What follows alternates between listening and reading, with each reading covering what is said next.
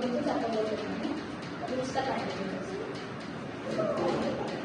Normal గా పిల్లలకి పోషకాహార లోపం ఎందుకు వస్తుందంటే మనకి ఇచ్చిన ఫుడ్ ఏదైతే ఉంటుందో దానికి తక్కువ ఇవ్వడం వల్ల లేదా దానికి ఎక్కువ ఇవ్వడం వల్ల పిల్లలకి లోపం అనేది వస్తుంది.